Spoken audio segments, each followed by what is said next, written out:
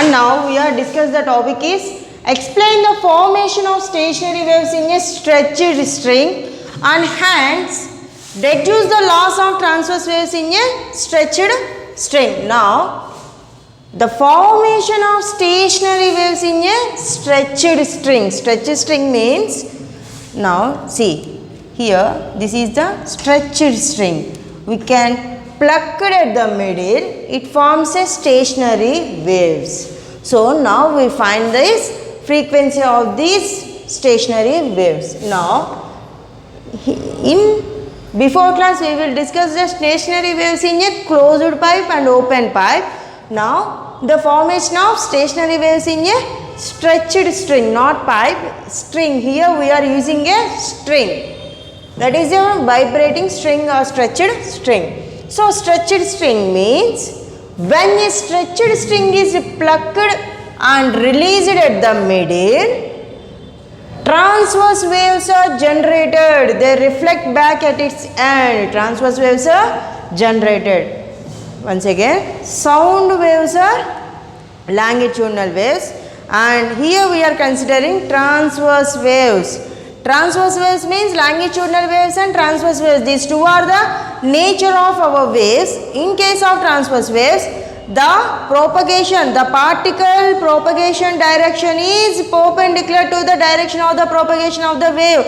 That is the transverse nature. So here we are observing the stretch. In case of stretched string, we are observing a stationary waves. When a stretched string is plucked and released at the middle, transverse waves are generated. They reflect back at its ends. Now formation of stationary waves. In case of, in this we are observing the formation of stationary waves when two reflected waves traveling in opposite directions. When two reflected waves, when traveling along in a opposite direction, the string superimposed to each other, we will get a stationary wave.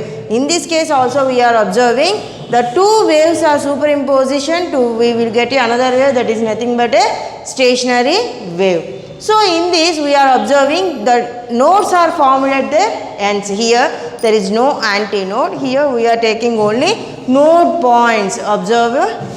In before case we will see this is the formation, but in this case we are taking some string. This is the pipe. So here antinode node, antinode node, but here in this we are considering just a string. It will be plucked and released. We will get a two opposite waves. These two are superimposed to each other. We will get a stationary wave. In this, the minimum intensity point, the nodes are formed at their ends. There is no antinode concept. So nodes are formed at the ends. So notations. In this we are using a notation L, length of the string, and T, tension in a string, and mu, linear density of the string. Lambda 1, lambda 2, lambda 3 are the wavelengths of the corresponding harmonics. Now we are taking the first harmonic term. Here L equal to lambda 1 by 2. Length of the air column is nothing but here the distance between two node points, two successive nodes is nothing but a lambda by 2. So here we are taking two node points, then L equal to lambda 1 by 2, that implies lambda 1 equal to 2L. Then the frequency N1 will be equal to V equal to N lambda. From that N equal to V by lambda 1, that will be equal to V by 2L. But we know that V is the velocity of the transverse waves. The V is nothing but a V equal to square root of T by mu. Square root of T means tension in a string, mu means linear density. This is the formula in case of transverse waves.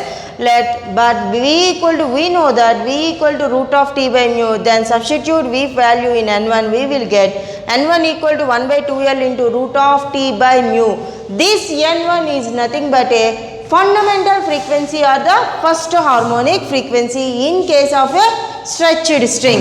And then second harmonic, in this case we are observing 1, 2, 3 node points. Then the distance between two successive nodes is lambda by 2 and these two nodes is lambda by 2. So lambda by 2 plus lambda by 2 is nothing but a lambda 2, that is the length of the string. From that the frequency N equal to V by lambda 2, V by L.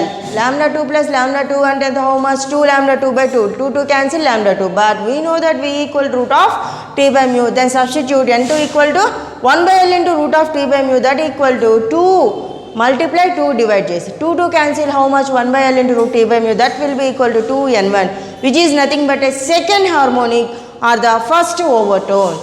And then third harmonic. Now here in this case we are observing 3, 1, 2, 3, 4, 5, 6, total 6 note points, and then we will get 3 lambda 3 by 2. From that lambda 3 equal to 2L by 3, N3 will be equal to V by lambda 3, 3V by 2L, but we know that V equal root of T by mu, and then substitute we will get N3 will be equal to 3N1. This is the third harmonic frequency in case of a stretched string. And deduce the laws of transverse wave. These are the important for short answer also. So now laws of the three laws of the transverse waves in stretched string. Now the first law is first law of transverse waves. First law is nothing but the frequency will be proportional to the length of the frequency is inversely proportional to the length of the string. Is nothing but a first law, transverse law, first transverse law. The frequency of the harmonic will be inversely proportional to the length of the string is the first law. Length of the string inversely proportional means the tension and linear density terms are constant terms. And then second law, the frequency term n is proportional to square root of its tension. The frequency will be proportional to square root of its tension, directly proportional to its tension. In that, length and linear densities are constant. And the third law is the frequency will be inversely proportional to the square root of its linear density. In that, the tension and the length are the constant term. These three are the transverse laws. Now, once again I will repeat.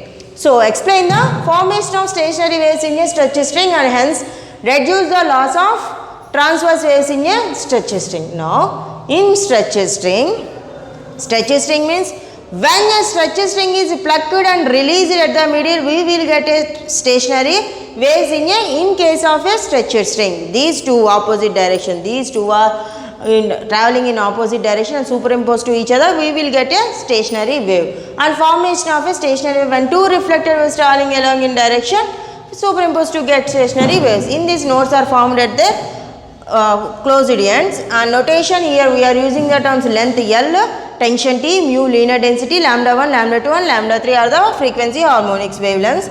And first harmonic we will get here two nodes, the distance between two successive nodes is nothing but lambda by 2, and then L equal to length equal L equal lambda 2 by lambda 1 by 2, lambda 1 equal to 2L, but we know that N equal to V by lambda 1 V by 2L, and we know that V equal root of T by mu. Substitute V formula in that N1, we will get N1 equal to 1 by 2L into root of T by mu. Similarly, in case of second harmonic, we get 2 lambda by 2.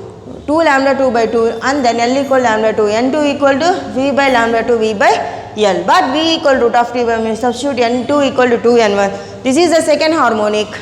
And third harmonic means V equal to N3 equal to 3V by 2L, N3 equal to 3N1. This is the third harmonic term or the second overtone. And laws of transverse waves, in case of first law, the frequency will be inversely proportional to its length and T and mu are constant in case of first law.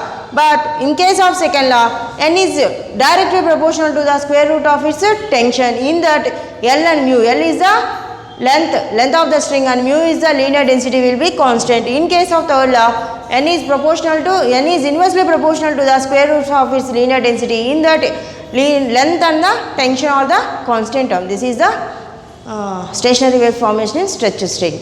And then we will discuss the Doppler effect.